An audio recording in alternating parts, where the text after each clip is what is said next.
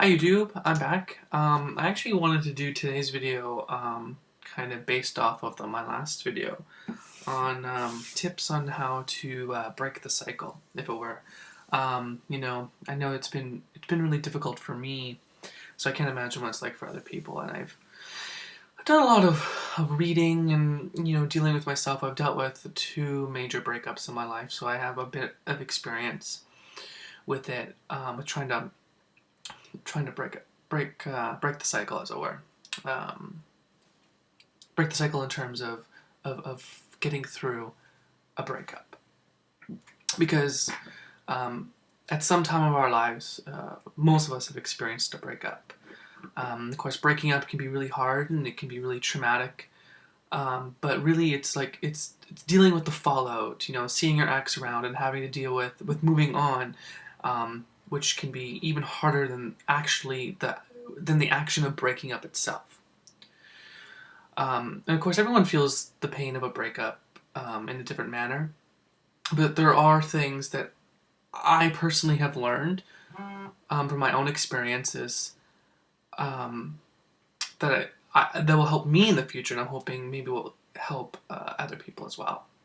And of course, I may not be the best person to take advice from, but the steps sort of that I've compiled in my head have really helped me. Of course, the first one really is to make a complete clean break. The breakups are hard enough without having to deal with all those feelings and feelings from the breakup and letting them linger. Of course, sleeping with your ex after a breakup, going out for dinner, or doing the let's stay friends is not going to help you get over things at all. It's only going to prolong everything. And the latter is something that I'm extraordinarily guilty with. I've done it. I've been there. I have told myself, I've convinced myself that it's okay, but it really is never okay. So I've learned this the hard way. Now, some people use the term "let's be friends," including myself, because we're scared. We're scared, or we're just too, cowardly to make a clean break. And it's so much easier to have them in our lives in some manner than getting rid of them completely. Of course, there's a reason why the breakup is happening. So, but I know for me personally, I always use the we can still be friends thing, and that works for a little while, but then you got to go through the process all over again. So stay away from that. That's probably my biggest piece of advice. Stay away from the let's be friends. If you're gonna be friends, let it happen naturally over time. When you start reintroducing yourself to your ex, and if you're doing the breaking up, just be fair to your ex. Allow them to move on. Don't stay in their lives. Don't be a constant, force in their lives. And if you're the one being dumped, then take time away. Take time for yourself. Delete them from Facebook. Remove the mutual friends you guys have from Facebook. And just like the little things, and just don't make contact with them. Take time for yourself. That brings you to the next step. Is take time for yourself. Sitting at home eating a bucket of ice cream and feeling sorry for yourself is okay.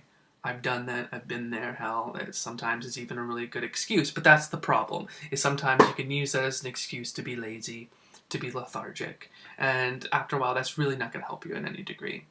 But of course, it is okay to feel hurt. Obviously, that's okay. Emotions are healthy as long as we express them in healthy manners. The trap is isolating yourself from people that care for you, the people that support you. Don't do that. Of course, I understand that right initially from the breakup, it is okay to sort of isolate yourself. I've been there, but don't isolate yourself for very long. Keep a time frame in mind, I suppose. You know what I mean? Go out with your friends. They're your biggest supports, and if they're not your biggest supports, then maybe it's a good time to get rid of them. I know that I've done that. Go out for coffee. Just take some time to get to know yourself, and don't become a hermit. Now, contrary to what Peaches might say, fucking will not make the pain go away. Some people will have you convinced that the best way to get over an ex is to get under a new one.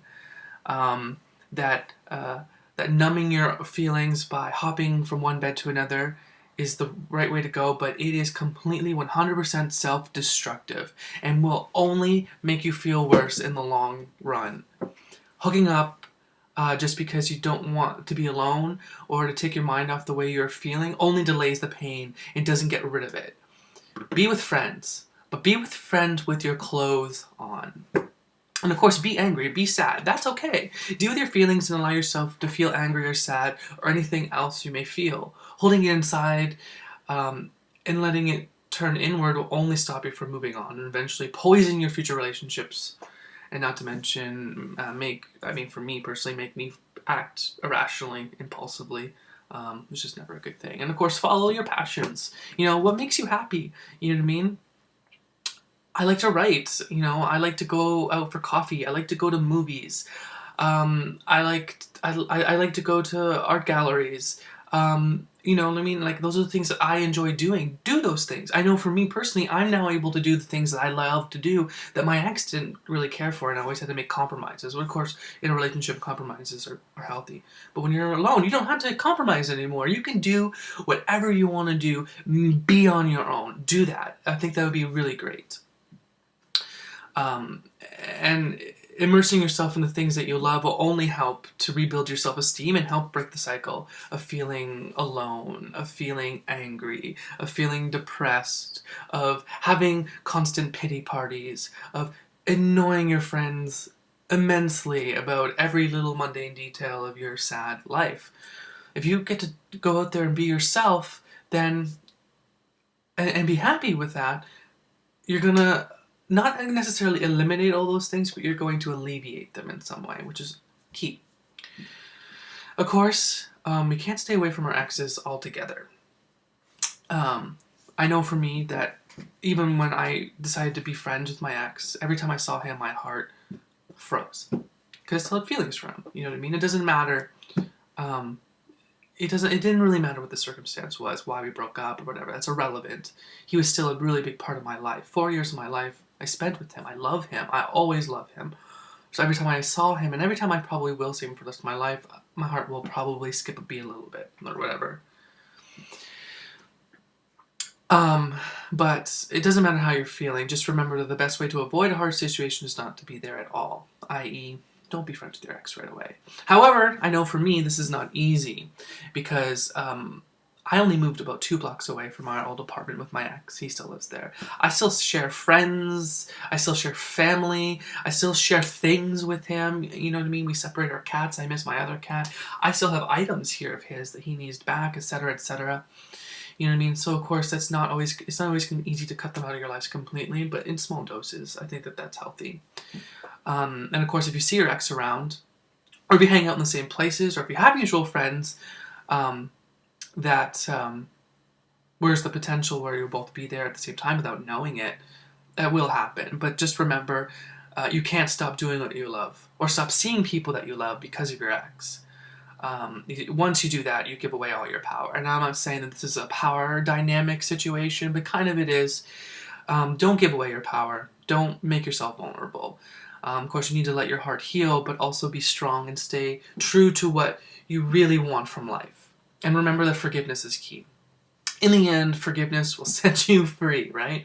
As hokey and as over-sentimental as that sounds, and as cliche it is, people come into our lives and come out of our lives for a reason. Or maybe not necessarily for a reason, but we can take something out of every situation we've been in, no matter how negative or how positive. We can bring lessons through revelation, or